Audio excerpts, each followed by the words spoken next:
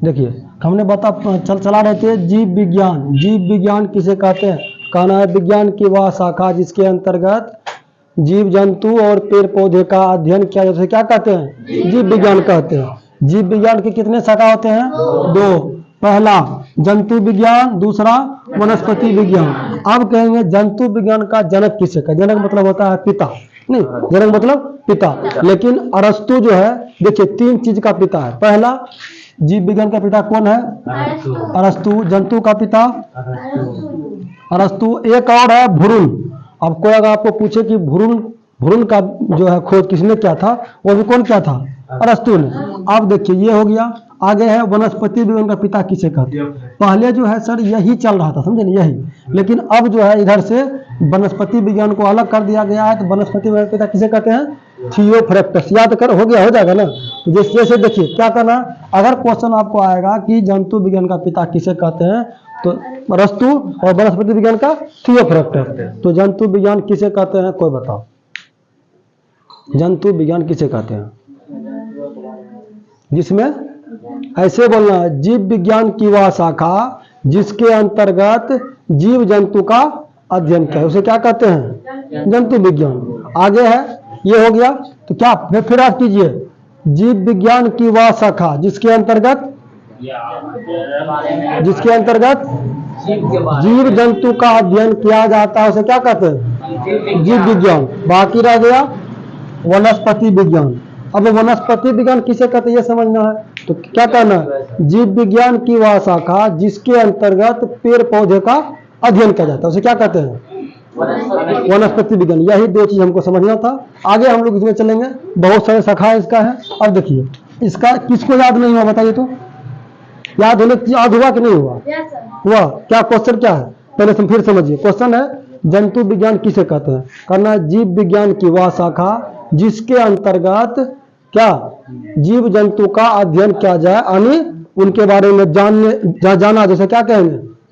जीव विज्ञान। आगे है वनस्पति विज्ञान, यानी जीव विज्ञान का वह शाखा जिसके अंतर्गत पेड़ पौधे के बारे में अध्ययन किया, उसे क्या कहते हैं? वनस्पति विज्ञान। आगे देखिए इसी में हम लोग पढ़ेंगे।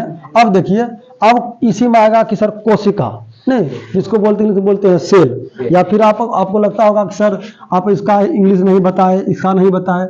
इसका होता है जूलॉजी, ठीक है, इसका होता है बोटनी। ये दोनों याद रखिएगा। हम जब लिखाएंगे पूरा परिभाषा आपको जब लिखाएंगे, ये तो अभी पार्ट अभी एक भी नहीं हुआ, जब लिखाएंगे तब देखिएगा। तो देखिए तब क्या होगा, कोशिका। अब बताओ रॉबिन्स कुमार की कोशिका किसे कहते हैं? मानव की कोशिका हमने पढ़ाए भी थे। मानव के मूलभूत इकाई को कोशिका नहीं, कोशिका किसे कहते हैं?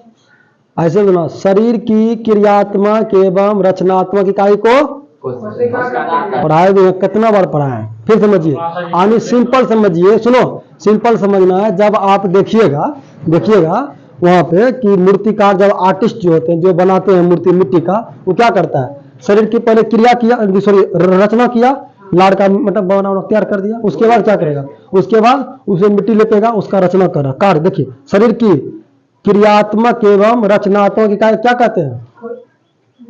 कोशिका कहते हैं, जिसको हम सेल भी कहते हैं। नहीं, अब आपको पढ़ना है 3 चीज। सेल देखिए, सेल में एक ही नहीं होता है। सेल मैथ में कहलाता है, सेल होता है बेचना, होता है सेल्स बेचना। और दूसरा क्या होता है? सेल में होता है, फिजिक्स में होता है बैटरी, और बायोलॉजी में सेल में कोशिका। तो कोशिका का खोज किसने किया था? कोई बताओ, कोशिका खोज कब हुआ था?